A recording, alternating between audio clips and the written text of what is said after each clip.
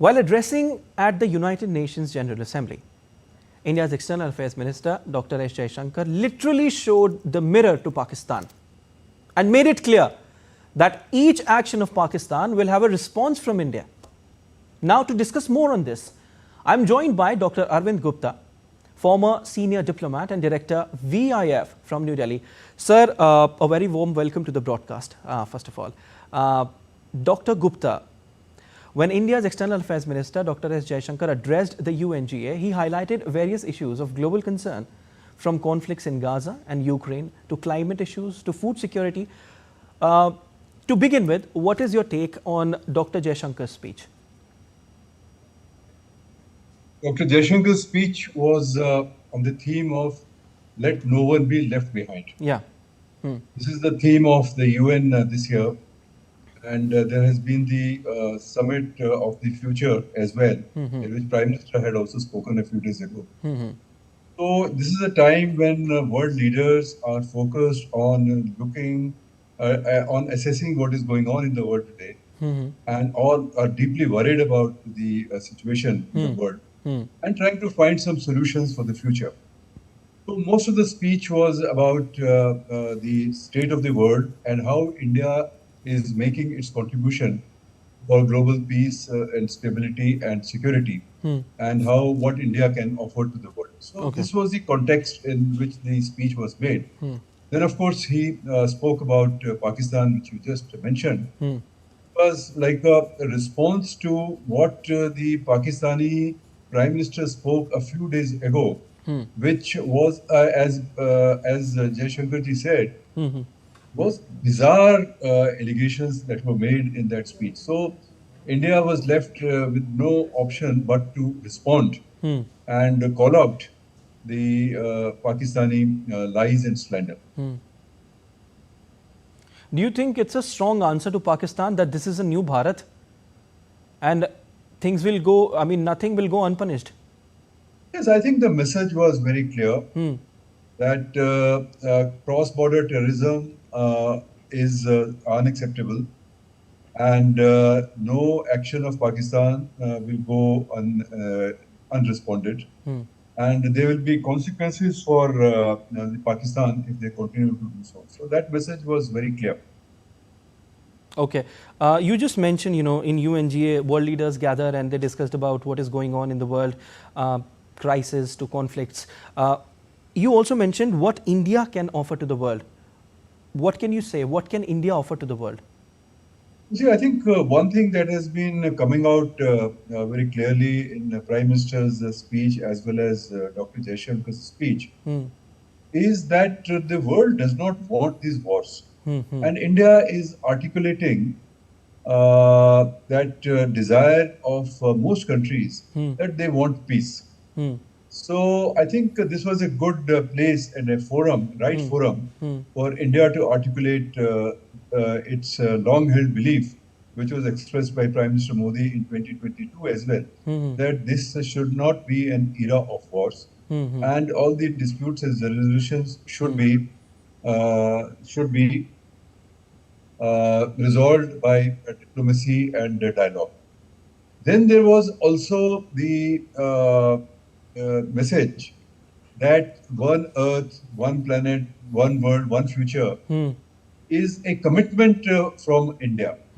And that's why India has launched several initiatives like One World, One Grid, One World, One Health, and so on. And for that, India today has a lot to offer. India has digital infrastructure, public infrastructure. A lot of experience has been gathered from CoWIN app onwards. And the fintech, the advances in fintech, which India is offering its experience and expertise to other countries. And many countries are taking it. So India is also emerging as a voice of Global South. Then there was also this message that there is a need to work together on global issues. And again, India has shown by its example that it is ready to work with many countries. And at the G20, getting Africa Union into G20 was an effort by India to project the voice of the global South at the top global fora. So there are many initiatives like this which were outlined both by the Prime Minister and Mr. Jaishankar, and to give a positive message at this very important meeting this year at the UNGA. Okay. This is very true. The world is watching India. There is no doubt about this fact. But one thing, Dr. Gupta is very clear that from Dr. S. Jaishankar's UNG address, that every action by Pakistan will have a strong reply. And this is New Bharat, like I said as well. And that's what PM Modi also said in one of his speeches. What message goes out from here for Pakistan and the world?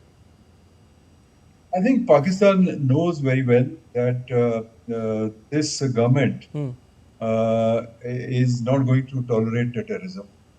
And talks and terrorism do not go together.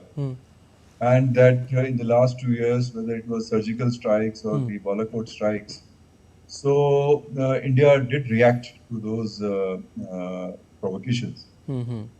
So Pakistan knows that this is a confident India, this is a strong India with a strong leadership, and it will have to take what the Indian leader says seriously. But you see, Pakistan is also in a strange situation. It is, as Mr. Jaishankar said, it has become a dysfunctional country. It is looking for doles to survive. It is surviving on IMF loans, and it is, I think, going for the 25th time it has gone to the IMF, and I think it's got $7 billion. So day-to-day living is very difficult in Pakistan, as your screen, the channel is also showing. Yeah. And the only export they have is terrorism. So I think by talking about India's policies in Kashmir, etc., they are looking for relevance for themselves. They have very little to the world to offer except terrorism. But they berate India, and that's what Shahbaz Sharif did a few days ago. They berate India and try to remain relevant. But I think the world has seen through their game. And nobody is really interested in these kind of actions by Pakistan. So they are not going to get any sympathy from the world on this. And when India says that it will respond and react, I think they know that there are several options which India has, and India can exercise those options depending upon the circumstances. Dr. Gupta, External Affairs Minister Dr. S. Jaishankar also said that, you're also mentioning this, a dysfunctional nation coveting the lands of others must be exposed and must be countered. Pakistan's cross-border terrorism policy will never succeed, and it can have no expectation of impunity. On the contrary, actions will certainly have consequences. A clear-cut message, Dr. Gupta, to a nation facing significant economic challenges, like we were discussing just a while back, and political instability, that think not twice or thrice, but 1,000 times before you act. How do you react to this? No, I think Pakistan is facing certainly a very difficult situation. But let us not underestimate Pakistan's capability to cause mischief and to mislead people. It plays the Islamic card, it plays the nuclear card, and it plays the victim card. It says that it is the victim of terrorism, which is actually not untrue. It is facing a lot of pushback from the Taliban, who at one point of time they were supporting. And today the TTP has turned against Pakistan. The Baluchis have turned against Pakistan. And Pakistan is faced with very serious problem in terms of dealing with these groups. So Pakistan is now reaping what it sowed. And it has got embroiled in a political crisis, in economic crisis, and in security crisis. And its two neighbors, Afghanistan and Pakistan, with them, it has a very troubled relationship. Okay. But as I said, they have learnt how to live with this kind of situation for the last 77 years. And they are able to garner some sympathy from some of their friends, particularly in the Islamic world. And they have been getting some kind of help also from some of these countries. But I think those countries also, particularly in the Gulf, have realized the true nature of Pakistan. But I think being a Muslim country, Islamic country, there is some kind of a solidarity.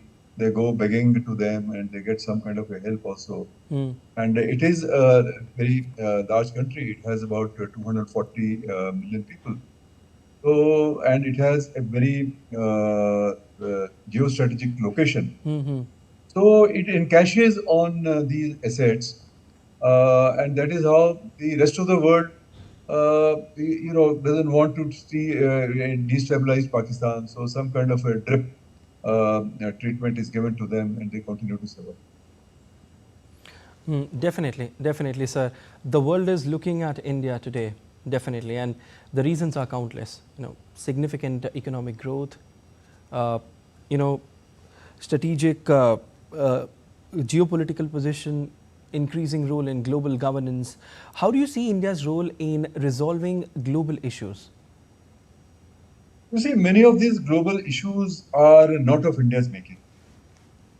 And they are also caused by factors which are not in India's control.